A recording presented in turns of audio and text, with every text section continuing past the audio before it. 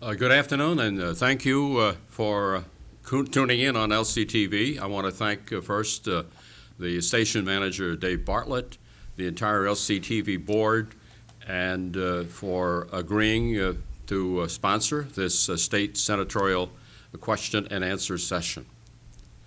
I speak for the entire Longmeadow community in thanking her for agreeing to share her thoughts.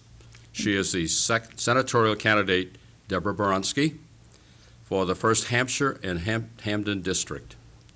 The other candidate, after agreeing to the debate on October 8th, elected not to participate. I am Jerry Nolet and will serve as commentator for lack of an opponent debater. The following format is essentially the roadmap for the interview process. The questions are the same as the original format, which was emailed on 10/8/2014 to both candidates. We will cover several areas of personal interest and issues facing the Commonwealth. Questions were solicited from town residents via various forms of media. Ms. Boronski will have an opening statement. The audience will be silent, and no questions will be received or accepted by the commentator. Finally, we will have a closing statement. Now we'll start with the session with her appearing, opening introduction, and welcome to Longmeadow. Nice to have you here. Thank you so much for hosting this forum, and thank you to Longmeadow Cable Access for making the facility available. I greatly appreciate the opportunity to have an opportunity to speak with the residents of Longmeadow. My name is Deborah Boronski, and I live in East Longmeadow. I chose to run for state senator after many years serving as a leader in the Chamber of Commerce industry. I have worked to advocate on behalf of communities, businesses, residents for more than 25 years, and feel strongly that I can have a better impact by sitting at the table in Boston. I've been successful as an advocate for small businesses in advocating for change. We were able to increase laws for the small claims court and change various laws that help our local communities. And I'm excited about the opportunity of going to Boston and providing better support for the communities here in Western Mass that I hope to represent. So a 25-year plus resident of the 9 cities and towns that I hope to represent. I've lived and worked here my entire life, raised my son here as a single mom, served on the Board of Selectmen in East Longmeadow, the Housing Authority Board. I'm a pretty well-rounded person, looking forward to putting my skills and my excitement behind the job. Great. Thank you very much. Thank you. Great start. The first question is one that what describes, or what do you describe that you believe and also believe that the 3 most important qualities of a state senator?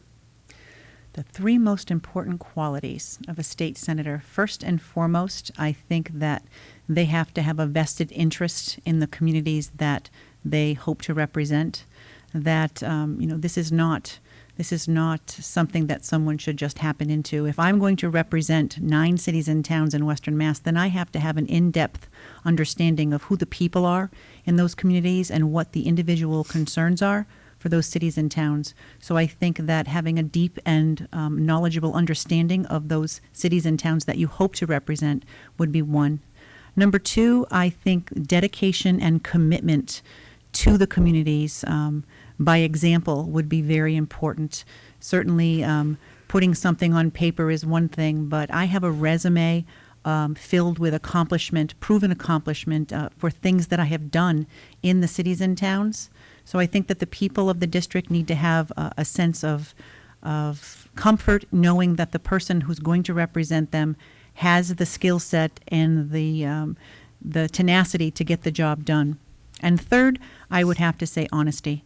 Certainly, when I decided to run for senator, people said to me, Deborah, you're a businesswoman. Why would you want to run for state senator? It's dirty. And I thought, what do you mean dirty, meaning it's hard work? I'm a very hard worker. But I do see some of what they meant. And I think that being honest And forthright is the most important thing so that people can have trust and faith in the person that they're sending to Boston to represent them. Well, thank you very much for that response. Thank you. Some of these questions following your open statement may be somewhat redundant, but there may be a little bit of a twist to it. Okay. And why are you interested in running for the state senatorial position? And what specific skill set and experience qualifies you to be a state senator? Thank you. I'm interested in running for state senator because I believe that I have something to offer. My entire career has been spent in advocating for people. My first job was at Belchertown State School, where I actually learned sign language to help our most severely disabled people learn to communicate some of their most basic human needs. Later, I went to Sunshine Village, and I advocated for people with disabilities, helping them find jobs.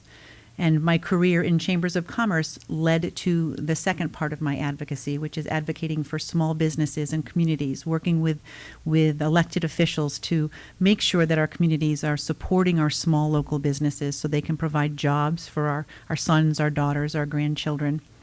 I believe that my entire career has led me to this crossroads where my skill set and my knowledge, my expertise will be greatly appreciated at the table, at the Senate table.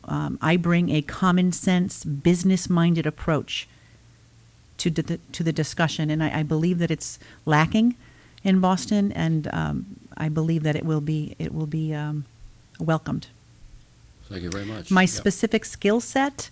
Again, when you work with a Chamber of Commerce, I've worked with dozens of boards of directors, and my boards are made up of business people. So imagine sitting around a table with 30 business people, some of them running large corporations, some of them running small gas stations. My job is to facilitate conversation and bring people together to come up with an agreement on a plan and facilitate a common goal. And I believe that skill set will be of great value in helping us to make some important decisions in Boston. Thank you. And this is sort of an advisory question, if you will, Okay. that we can use perhaps in Longmeadow, depending on your feedback. The overall town election voter turnout has been abysmal, sometimes as low as 10% of eligible voters. And it's, I think, fairly universal, Yes, unfortunately. Do you believe that greater effort should be made, and how, to generate more interest and bring more residents to the polls? Oh, that's such a great question. What I've been hearing from people as I knock on doors and make phone calls to introduce myself is that people are just tired. They don't trust the process. They're almost in a position where they say, why bother?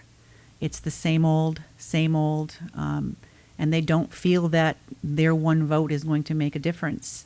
And I believe that that's a real sad situation for the people of this district, for them not to know how very, very important their vote is, because that one vote does count, but they've lost faith in the system. They've lost faith in, hoping for a better opportunity or better representation, and when it doesn't come forth, they're basically just saying, it's not going to change, so I'm not going to get involved. I don't have the answer for that, but I think that as we elect more leaders who are more involved in making sure that the communities are represented and being honest and forthright and hardworking and committed to the cities and towns that they hope to represent, perhaps we can turn that around. Okay, good. It is very difficult to energize the base, Yes. whatever base you have. And so we're always interested in finding out ways and means to get more people energized. It's just not good enough to say, gee, I'm really busy, Right. but to get involved. Right, because at the same time, if you're not happy with the way your government is working, if you haven't taken the time to step forward and cast your vote, then Right. shame on you. Yes. And I'm not, slapping anyone's hand, but it really is so very important that people take the time to go out and cast their vote, because we can make a difference. It is possible, and every single vote counts. Absolutely. Well, thank you. The next question is that you might be qualified, but popularity often figures in winning elections. Do you believe it's difficult to be popular if you have strong opinions and are not afraid to announce them? Do I believe it's difficult to be popular and have strong opinions? Well, for me, this race needs to be about where I stand on the issues, and you will either support me or you won't. Everyone wants to be popular, and that's not possible. So I can't make everyone happy. So the best I can do as a candidate is to tell you where I stand on the issues, what I believe in, what I hope to accomplish on behalf of the citizens of this district.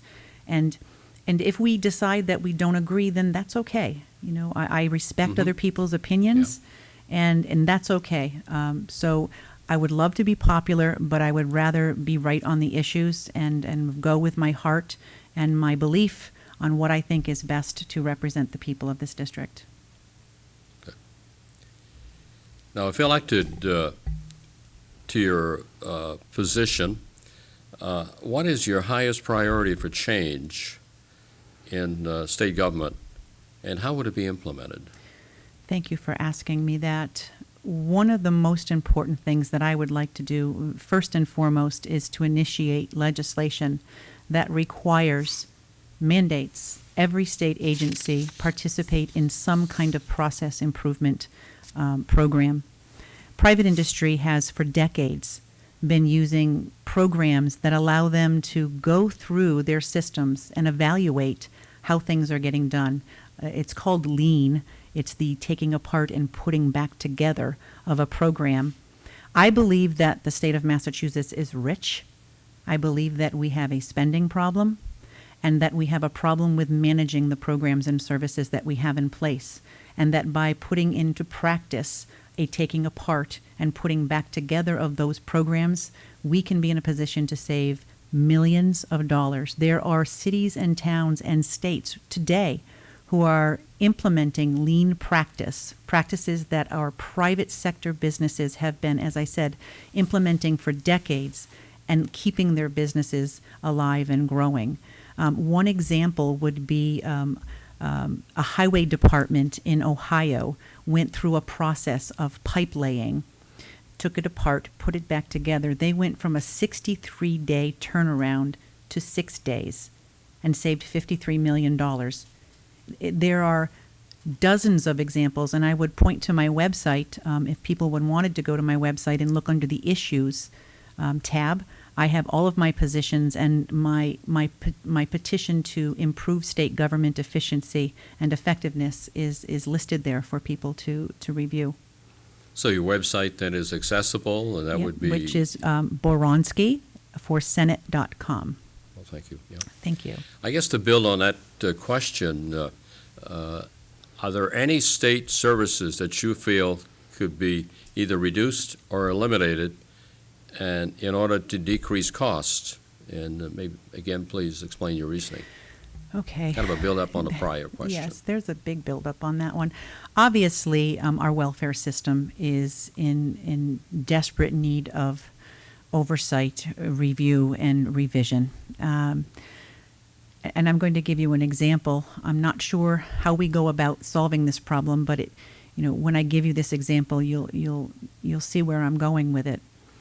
A single woman with one child on welfare in our state receiving full benefits would have to get a job that pays $56,000 a year in order to equal those benefits that she receives. How on earth are we going to get people off of welfare when we make it so lucrative to stay on? We have a desperate need to review how it is that we're helping people, and please, it's so important to help people in need. I'm a single mother myself. I raised my son from the time he was 8 years old. I know how difficult it is to worry about, paying the rent and food and getting him off to school and daycare. Those are things I have a deep understanding of. But the fact of the matter is we have tremendous abuse. Suzanne Bump found $9.5 million worth of fraud in our welfare system just 2 months ago. That's just what she found. What haven't we found? We have a True. desperate need to revise our system, and that's just one example of where we need to make some serious improvements. Right. Now, obviously, there are an awful lot of things that pull at the purse strings of the legislature. And over the last 3 fiscal years, Longmeadow state aid, cherry sheet, if you and I understand that, has increased 2.5% on average, sometimes more, sometimes less, but on average about 2.5%. Now, with the increase in the senior population, how well do you feel that the state is meeting senior needs, number one? And are there any programs which you might sponsor in support of those needs? Thank you.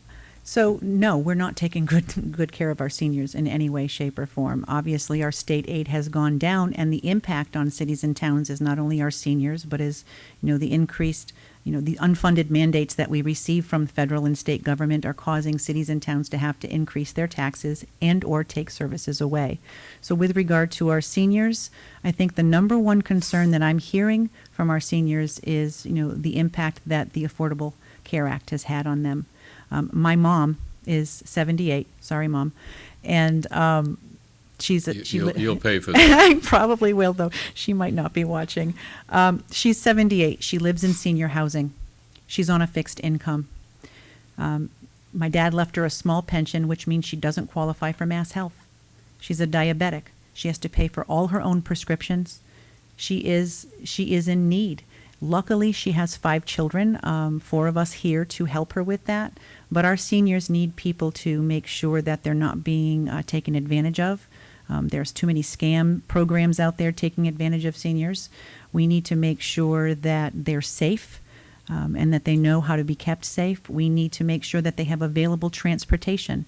Again, and I'm going to use my mom as an example.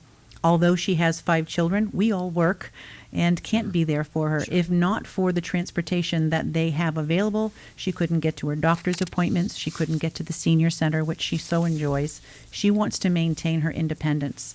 And in order to do that, we need to provide the opportunities for our seniors to take advantage of those programs. Yeah, I guess to follow up on that, most communities probably, and including Longmeadow, 40% of our population in Longmeadow is over 50. Mm-hmm.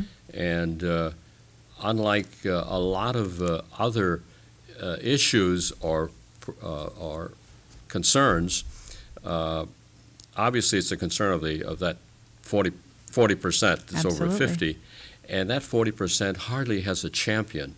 So we are looking, I think, as a community of older residents in the Commonwealth Mm-hmm. for a champion to obviously advance the particulars that might be helpful. Well, I'll just follow up with that by saying that as someone who has whose own mom is a part of this population and who has the problems that I am certain all of our seniors are facing, I certainly have a deep personal concern for making sure that services are provided for our seniors. Quite honestly, I mean, you're our greatest generation. If not for the seniors and all the work that you've put into building our communities, we wouldn't have so many of the things that we have today. You deserve to be cared for, as do our veterans. And I would be a tremendous champion on behalf of the seniors. Good, That's thank a you. promise. This next question, bear with me. I've got to give you a little background with dealing with the Massachusetts Chapter 90 program for road maintenance was enacted in March of 1973. A lot has changed in those 40-plus years. Chapter 90 is formula-driven. It includes, and it has changed little, and it includes road miles, population, and employment. And most of these formula components favor the eastern part of the state. Chapter 90 does not consider Longmeadow as what I call a traffic target community. And let me explain what I think that is, a traffic target community. 3 north-south streets, Longmeadow Street, Laurel Street, and Frank Smith Road, service Springfield and Enfield traffic constantly. Mm-hmm. It has doubled and tripled at least tripled in the last 25 years. While Converse Street is what I call the Indian Path from East Longmeadow and Agawam. I'm sorry, the East Longmeadow, Hampden, and Wilbraham. Mm-hmm. It's their Indian Path to I-91, which services Springfield and or Hartford. My The way to regular get- path. The way to get to The way to 91. get there, yes.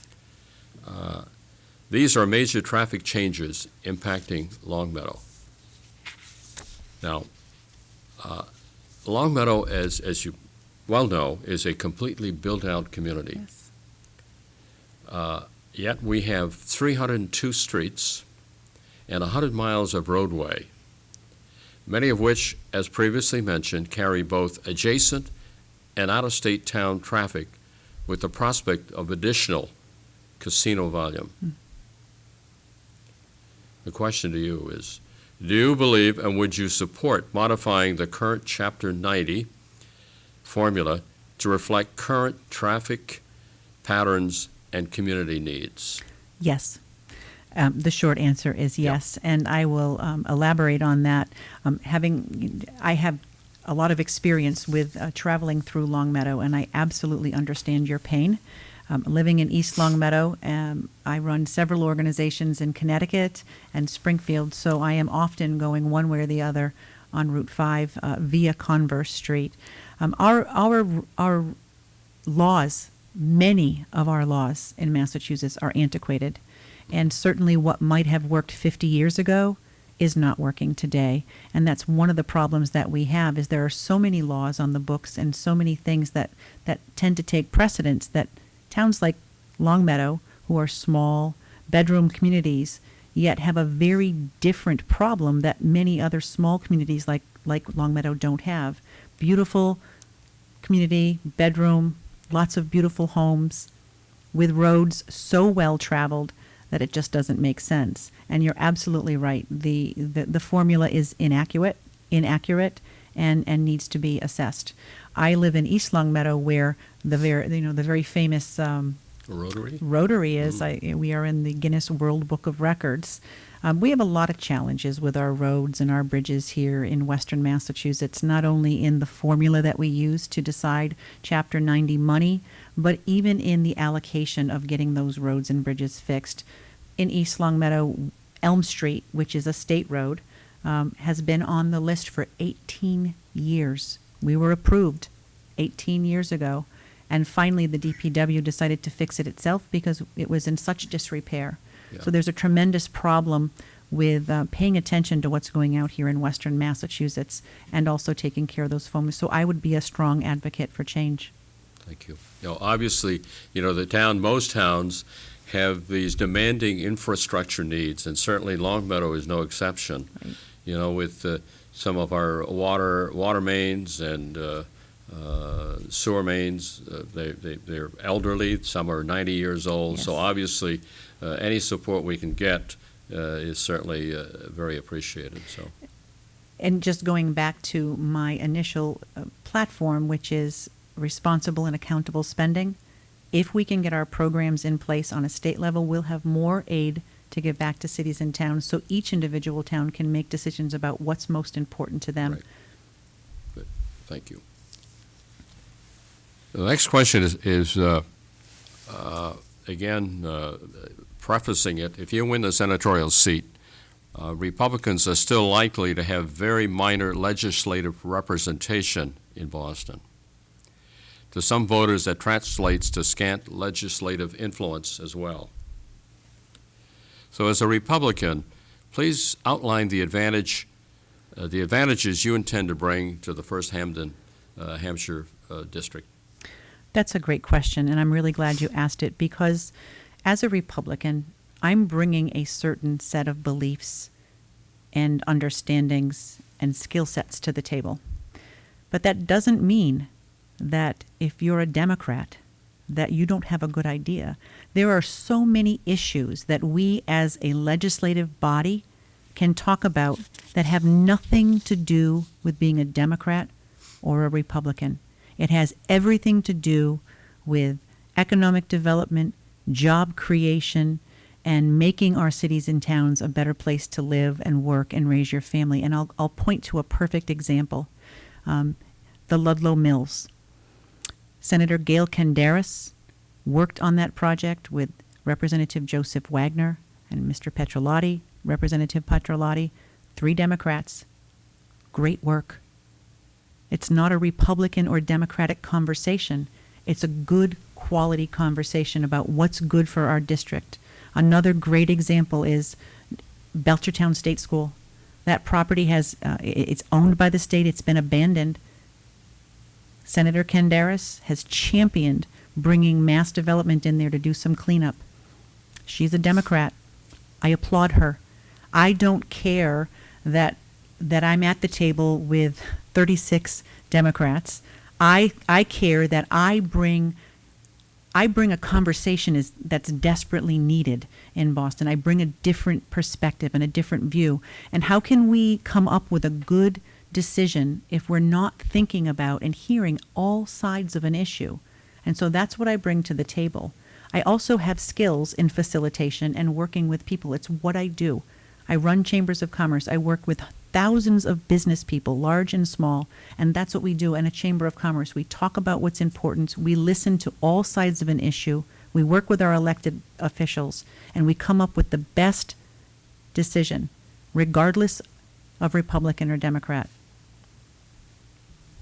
Yeah, as a matter of fact, I'm glad that you mentioned Gail Canderas. I am a registered Republican, have been, but I've voted for non-Republicans all my life, and for Democrats.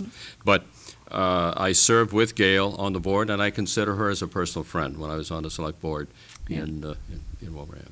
I will share that when I worked for the Springfield Chamber of Commerce, I was the senior vice president there for 10 years. Gail Canderas helped me start the Hamden-Wilbraham Chamber of Commerce. She sat with me, she connected me to the right community leaders there, and the Hamden-Wilbraham Chamber was created as a result of our collaboration. Great. Yeah. Good. The next question, again, is I have to be a little bit descriptive, dealing with the federal and state gas taxes. And those combined equate to 45 cents a gallon, as you would certainly know. The majority of state residents who drive an average of, say, 12,000 miles will spend anywhere from $1,800 to $2,000 a year, and will pay in the order of about $300 in state and federal taxes. Now, another way of looking at it is every time anyone fills up, he or she fills up the automobile, you're depositing $7 in the tax till. Now, this is a significant impact on, obviously, on All of us. older Sure. and younger families in the family budget. Now, do you support voting yes on ballot question 1? And would you eliminate the automatic increase on the gas tax? I am opposed to an automatic increase on anything. I think it is the responsibility of the legislature to look at every decision every time and make a decision. I am completely opposed. I can elaborate. I fill up my gas tank an awful lot. Yes, I do yes. quite a bit of traveling. No, it's the Yeah. wrong decision. It's an extremely bad decision, and I do believe that it will be turned over. It's a very tempting tax, to say the least. But on the other hand, I think every legislator ought to be aware that it's a heavy tax, and every time you fill up that gas tank, it's $7 into the till. Yes, unless you're driving the truck that I came here in, and then it's a And little it's bit gotta be more. It's gonna be more, yeah. Now, many residents opposed ballot question 2 on the bottle bill, which became law in 1983. Again, we're going back to some of Antiquated these laws, older Mm-hmm. laws that have been on the books, and the claim is that not about the environment, but the state pocketing the unreturned money. Mm-hmm. And I think that's the feeling of a lot of residents. The return rate is about 71%, and the number of redemption centers has plummeted by more than half in the last several years. Most communities already have and are paying for curb pickup, including for both the plastic bottles, containers, and paper. Are you for or against question 2 in the bottle bill? And why do we need this additional tax burden? No, we don't. Going back to my original platform, which is, and stating that I believe wholeheartedly that we are a rich state, and that we spend irresponsibly. I am opposed to this amendment to the bottle bill. I believe that it's an antiquated bill. So why continue to promote and advance a bill that's just not working? Certainly we want to take care of our environment, and we don't want litter. That's very important. But I think we need to be more creative in how we make a decision. We need to make it easy for people to recycle. And I love curbside recycling. I'm very pleased with that opportunity. So I think we need to work to expand our curbside. I think we need to look at different ways where we can make it very easy for people to recycle. And I think that will encourage people to do what's right. But this antiquated bill is not something that we should expand, and I don't support it. I also will point to the fact that it is a costly endeavor for those businesses who are being forced to take on those. You know, the Big Y, for example. With this increase, if it were to take place, they would have to invest in new machines, add more staff. It's a very dirty operation, which is probably why we've seen a decline in them. And I'm not sure about you, but I collect those nickels and wait for some Girl Scouts to come by and clean out my garage. So even those of us who try really hard to put it aside, it's just not a convenience. So I think that if we expand the curbside and we get creative with how we can encourage people to be more involved in recycling, we'll do a better job. Well, thank you. I think overall Longmeadow has a very high recycle rate. And again, I think placing an additional tax, a deposit on a container that is currently being recycled anyway, it seems to me that it's sort of double jeopardy. Yes. That I am going to be forced to keep that in my garage and return it. Right. Whereas I could easily, if the issue is for recycling, Right. I'd rather do it at the curb. Right. I agree 100%. Yep. Good. Now, the other question is a simple question, but probably doesn't lend itself to a simple answer. But what are your thoughts on the one-party rule in our state? Well, it is a pretty simple answer. I think that it's taken us to the state we're in. For 42 years, one-party rule has created the situation that we're in. And again, I go back to the fact that you need to have different sets of thoughts and opinions and conversation at the table to make the best decision. And having all like-minded people on one side, having all like-minded people at the table, then you come up with just one basic set of ideas. But by including a variety of people with variety of thought processes and opinions and beliefs, then it can be fully vetted and the best possible decision can be made. And so, my hope is to add to the other side of the table after November 4th so we can help offset some of that one-sided conversation. Yeah, right. Again, just to follow up on that question, there are an awful lot of folks that historically have felt that the state of Massachusetts stops at the Worcester line. Yes. And so we're really truly looking for a champion, I think, in our district, in Western Massachusetts, that also pays taxes and is obviously deserves the respect that the customer, which is the taxpayer, is providing. Yep. No, again, having lived and worked here my entire life, I've owned 2 homes, so I've certainly been a homeowner and a taxpayer. I owned 2 homes in Chicopee as a single mom, and my son went to Chicopee schools. And having represented the business community here for the past 25 years, I believe I am well aware of what we are not receiving here in Western Massachusetts. As a matter of fact, my job as an advocate for small businesses through my work with the Massachusetts Chamber of Commerce brings me to Boston. And it's very funny when I show up at a meeting at 8 or 8:30, they pat me on the back and say, "Wow, you got here." And I said, "Yes, my horse and buggy is parked there. It's parked right out in the back." They really don't. They just don't understand Western Mass at all. It's really a different world in Eastern Mass. When I invite people out to my office in East Longmeadow, often they're late, and when they get here, they say, "We didn't think there was traffic in in Western Mass," and it makes me chuckle. But that really is the mentality. They have no idea who we are, what's important to us, and what needs to happen to make Western Mass stronger. And I have that background and that history, and I'm ready to champion it. Yeah. When anyone that's been to the Big E this year will recognize that there were some days where the traffic to 91 and over the South End Bridge, that traffic was not only backed up on the access road to 91, but on Congress Street all the way to the JCC. So we have become, again, whether it's the Big E or the casino or just traveling back and forth to Springfield and Hartford, we have become the target traffic community. You sure have. There's And no we doubt need about some help. that. Yep. Politicians like to talk about making investments in various programs, social services, and local projects such as high-speed rail. But isn't that the word investment just another word for taxpayer money?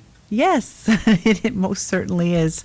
Oftentimes I hear conversations about, we need these programs and services, and we need additional resources. Resources is yet another word for taxes, your money and mine. And I will just go back to the fact and my firm belief that Massachusetts is a rich state, that if we could spend responsibly and be accountable for the money that we collect, we would have all the money we need for adding teachers to our schools, putting more police on our roads, fixing our roads and bridges. We are a rich state. We do not have to increase taxes. As a matter of fact, I've pledged not to increase taxes unless there's an offset. I do not believe we need to reach back into your pocket any more than we already have. Good. We're almost at the end of our discussion. And I have to say that I'm disappointed that Mr. Lesser did not participate. I think it would have been an opportunity for both of you to share those thoughts and for Longmeadow to hear Mr. Lesser. So that being said, we'll have, or you will have for a 1 minute or 2 minute closing statement, if you Great. would. Well, I too am disappointed that Mr. Lesser didn't participate in this forum. He did challenge me to 9 vigorous debates, and we set this up. And so I do want to say thank you very much to you and the folks here for allowing me the opportunity to have a conversation with the folks in Longmeadow. Again, I am thrilled for the opportunity to go to Boston and advocate for the people of Longmeadow. I've lived, worked, and advocated for people here my entire life. I have a resume filled with accomplishment and action that I believe speaks volumes about who I am, my work ethic, my belief in what's right, and I would love to champion what's important to you, along with the other 8 cities and towns that I hope to represent. And again, I thank you so much. Please go out and vote on November 4th. And my phone number is 231-2225. If you ever have any questions of me, I'm happy to answer them. Thank you so much. Well, thank you for being here with us, and we've been at it for 40 minutes, and that's usually about the attention span of most Longmeadow residents, I have found.